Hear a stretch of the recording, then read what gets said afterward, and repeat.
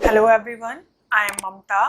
तो अभी तक हम डेवलपमेंट टर्म को थोड़ा सा समझ चुके हैं और उसके बारे में थोड़ी बहुत हमारी समझ अच्छी हो गई है। तो आगे अब चलते हैं प्रिंसिपल्स ऑफ डेवलपमेंट पे, यानी कि डेवलपमेंट यानी विकास के कोई सिद्धांत हैं, कुछ सिद्धांत हैं जो विकास के सिद्धांत हमें पढ़ने होते हैं हमारे एग्जाम्स के लिए या फिर चाइल्ड डेवलपमेंट एंड पेडागोजी को बेहतर बनाने के लिए, उसको समझने के लिए। ठीक है, तो विकास के सिद्धांत पे आज बात करेंगे, यानी कि प्रिंसिपल्स ऑफ डेवलपमेंट।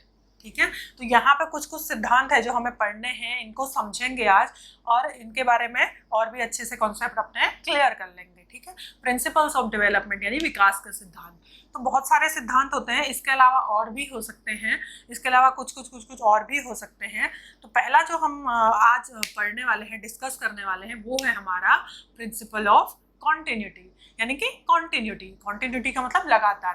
तो डेवलपमेंट जो है, जो विकास जो है, जब हम उसके बारे में पढ़ रहे थे, डेवलपमेंट के बारे में पढ़ रहे थे, डेवलपमेंट ऑफ द लर्नर के बारे में पढ़ रहे थे कि जो अधिगम करता है, जो सीखने वाला है, उसका विकास कैसे होता है, कि वो विकास का एक गुण बताया था कि वो कंटिन्यू चलता रहता है, यानी कि लाइफ लॉन्ग चलता रहता है। लाइफ लॉन्ग यानी कि विकास क्या है, जीवन पर्यंत चलता रहता है। तो जो डेवलपमेंट है या फिर जो उसके विकास के सिद्धांत आ जाएंगे, वहां पे ये चीज आ जाएगी कि जो डेवलपमेंट है, जो विकास है, वो हमेशा चलता रहता है, लगातार चलने वाली प्रक्रिया है, कॉन्टिन्यूअस प्रोसेस है। तो पहला तो ये बताता है प्रिंसिपल्स ऑफ डेवलपमेंट में, पहला प्रिंसिपल क्या दिखाता है, प्रिंसिपल ऑफ कॉन्टिन्यूटी। दूसरे पे आ जाते हैं, दूसरा है यूनिवर्सैलिटी, यानी कि प्रिंसिपल ऑफ यूनिवर्सैलिटी। अब यूनिवर्सैलिटी का मतलब क्या होते हैं, इक्वली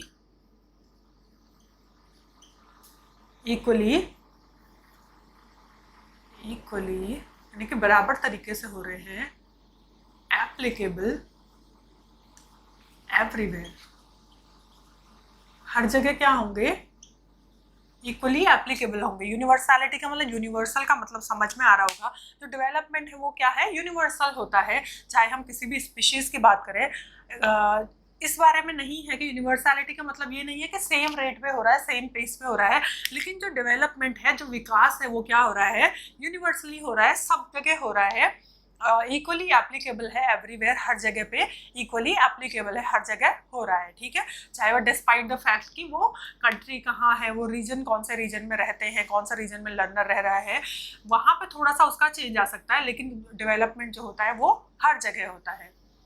इसके बाद तीसरे वाले पे आ जाते हैं, प्रिंसिपल्स ऑफ डेवलपमेंट में तीसरा वाला है principle of uniformity of pattern.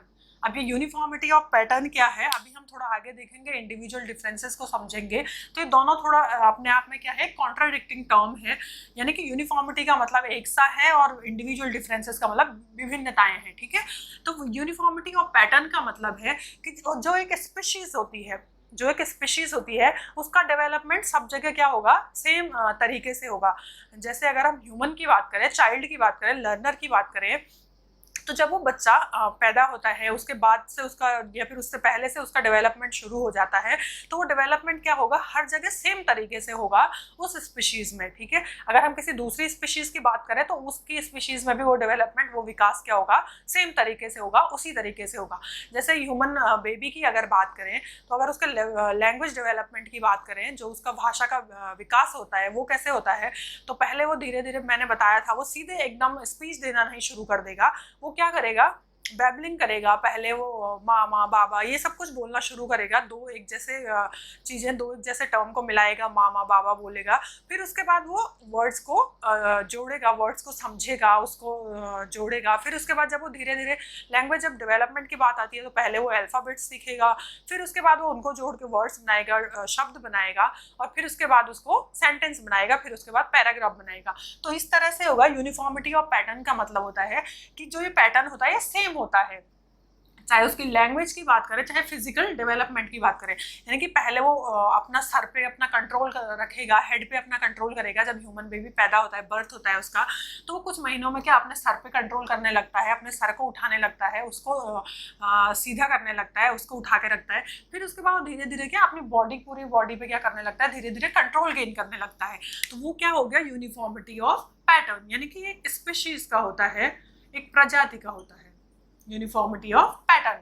ठीक है, चौथा वाला आ जाता है प्रिंसिपल ऑफ प्रेडिक्टेबिलिटी। प्रेडिक्टेबिलिटी का मतलब होता है कि जिसको प्रेडिक्ट किया जा सकता है। प्रेडिक्ट करने का मतलब होता है कि भविष्यवाणी करना। भविष्यवाणी करने का मतलब ये नहीं है कि कोई जादू आ गया, कुछ हो गया।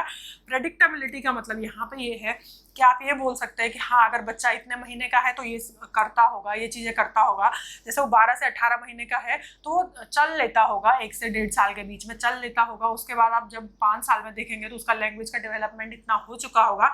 तो वो क्या आ जाता है प्रिंसिपल ऑफ प्रेडिक्टेबिलिटी में, या फिर जिसको हम क्या बोलते हैं, जिसमें हम ये कर सकते हैं, प्रेडिक्ट कर सकते हैं कि जो बच्चा है, जो लर्नर है, उसका डेवलपमेंट या उसका विकास इतना हो चुका होगा। ठीक है। इसके बाद देखते हैं इंडिविजुअल डिफरेंसेस। ये इंपॉर्टेंट है इंडिविजुअल डिफरेंसेस वाला, क्योंकि मैंने बताया था जो यूनिफॉर्मिटी ऑफ पैटर्न है वो स्पीशीज के लिए होता है। स्पीशीज का मतलब है कि एक स्पीशीज अगर ह्यूमन बेबी की बात कर रहा है तो सारे के सारे बेबी के उसी तरह से उनका फिजिकल डेवलपमेंट होगा, उसी तरह से उनका लैंग्वेज डेवलपमेंट होगा या इमोशनल डेवलपमेंट होगा। लेकिन इंडिविजुअल डिफरेंसेस का मतलब है व्यक्तिगत विभिन्नताएं। व्यक्तिगत विभिन्नताएं ऐसा है कि अगर एक फैमिली में ही 2 बच्चे हैं, हो सकता है ट्विंस हो सकते हैं, तो उनमें भी क्या देखने को मिलती है, डिफरेंसेस देखने को मिलते हैं, विभिन्नताएं देखने को मिलती है। ठीक है। तो वहां पे क्या आ जाएगा इंडिविजुअल डिफरेंसेस, यानी कि हो सकता है वो ट्विंस हैं, दिखने में एक जैसे लगते हैं, लेकिन उनके इंटरेस्ट अलग हो सकते हैं, उनकी रुचि अलग हो सकती है, हॉबीज अलग हो सकती है, उनकी आदतें अलग हो सकती है, हैबिट्स अलग हो सकती है। तो वो क्या आ गया इंडिविजुअल डिफरेंसेस में आ गया, व्यक्तिगत विभिन्नताओं में आ गया। फिर उसके बाद आगे है हमारा जनरल टू स्पेसिफिक, यानी कि सामान्य से विशिष्ट की ओर या फिर सरल से कठिन की ओर भी बोला जा सकता है इसको, जनरल टू स्पेसिफिक। अब यहाँ पे क्या आ जाता है, जनरल का मतलब पहले बच्चा जब अगर उसके डेवलपमेंट की बात करें, जब वो पैदा होता है तो वो जब रोता है, जब वो कुछ महीने का होता है तो जब वो रोता है तो पूरे शरीर को क्या करता है, मतलब पूरा बॉडी का यूज करता है, हाथ पैर घुमाएगा, रोएगा, जब ये करेगा। लेकिन धीरे धीरे वो क्या करता है, उसको पता है कि अब जब वो बड़ा हो जाता है तो वो क्या करेगा, अब उसके बाद जब उसको रोना है या रोने वाला एक्सप्रेशन दिखाना है तो वो सिर्फ फेस से अपना एक्सप्रेशन दिखाएगा। या फिर जो ये जनरल टू स्पेसिफिक है, इसको ऐसे भी यूज कर सकते हैं, पहले जब वो उसको कुछ कहीं जाना होता है, कुछ करना होता है, जब वो छोटा होता है, कुछ महीने का होता है, तो वो क्या करता है, अपनी पूरी बॉडी को मूव करता है एक साथ। लेकिन जब उसको बाद में, जब वो धीरे धीरे डेवलपमेंट होता है उसका, जनरल टू स्पेसिफिक की बात करें, तो वो क्या कर रहा है, सामान्य से विशिष्ट की तरफ जा रहा है। और सामान्य से विशिष्ट की तरफ का मतलब है, अब उसको अगर कुछ काम करना है तो वो सिर्फ अपना हाथ ही उठाएगा या फिर अपनी उंगलियां ही मूव करेगा। तो वो क्या हो गया, वहां पे जनरल टू स्पेसिफिक हो गया, सामान्य से विशिष्ट की ओर या फिर सरल से कठिन की ओर। इंटीग्रेशन का मतलब होता है इंटीग्रेट करके चलेगा चीजों को। जब उसका फिजिकल डेवलपमेंट होगा, जितने भी डेवलपमेंट के एस्पेक्ट होंगे वो सबके सब क्या होंगे, इंटीग्रेट होंगे। ऐसा नहीं है कि फिजिकल डेवलपमेंट उसका 4 साल जैसे 4 साल के बच्चे का होता है वैसा हो रहा है, और लैंग्वेज डेवलपमेंट उसका 15 साल के बच्चे का जैसा होता है वैसा हो जाएगा। तो वहां पे क्या होगा, इंटीग्रेट करके चीजें चलेगा। तो ये हो गया प्रिंसिपल ऑफ इंटीग्रेशन। अब हम आगे आ जाते हैं नेक्स्ट वाले पे। नेक्स्ट वाला है in development is interaction of heredity and environment. जो विकास जो होता है वो किसका इंटरेक्शन है, किसके प्रोडक्ट की वजह से हो रहा है, किस वजह से हो रहा है, वो हो रहा है हेरिडिटी, और दूसरा हो जाता है इन्वायरमेंट। ठीक है। हेरिडिटी का मतलब होता है आनुवंशिकता, जो हमें गुण मिले हुए हैं, जो हमें अलग अलग तरह के ट्रेट्स मिले हुए हैं अपने पेरेंट्स से, मदर से, फादर से, वो आ जाता है हेरिडिटी में। यानी कि वो क्या है, हमें बस अपने पेरेंट्स से मिले हुए हैं। और इन्वायरमेंट यानी कि हमारे आसपास का वातावरण कैसा है, जब हम बच्चे को डेवलप होते हुए देख रहे हैं या फिर जब हमारा डेवलपमेंट हो रहा होता है, तो उस टाइम पे वहाँ कैसा वातावरण प्रेजेंट है, किस तरह की सोसाइटी में बच्चा रहता है, किस तरह के उसके लोगों से उसका इंटरेक्शन है। तो वहाँ पे क्या हो जाता है, जब भी डेवलपमेंट की बात आती है तो हेरिडिटी और इन्वायरमेंट क्या करेंगे, बराबर काम करेंगे, बराबर अफेक्ट करेंगे किसको, डेवलपमेंट को, लर्नर के डेवलपमेंट को, लर्नर के विकास को। हेरिडिटी यानी आनुवंशिकता और इन्वायरमेंट का मतलब है वातावरण। ठीक है। तो ये तो हो गया interaction of heredity and environment. ये भी थोड़ा इंपॉर्टेंट हो जाता है, interaction of heredity and environment. इसके बाद अगले पे आ जाते हैं प्रिंसिपल ऑफ डायरेक्शन, यानी कि दिशा का जो सिद्धांत होता है, दिशा का जो सिद्धांत होता है। अभी डेवलपमेंट में दिशा का क्या रोल है ये देखेंगे। जो डायरेक्शन वाला है, यानी कि दिशा का जो सिद्धांत है, प्रिंसिपल ऑफ डायरेक्शन, वो 2 तरह से होता है। एक तो होता है क्या, सिफेलोकॉर्डल। सिफेलो का मतलब है, सिफेलो का मतलब होता है हेड। ठीक है, हेड, इसको बोल सकते हैं हेड टू टो। ठीक है, head to toe, sorry, head to toe, head to toe यानी कि सर से लेके पैर की तरफ को जो विकास हो रहा है।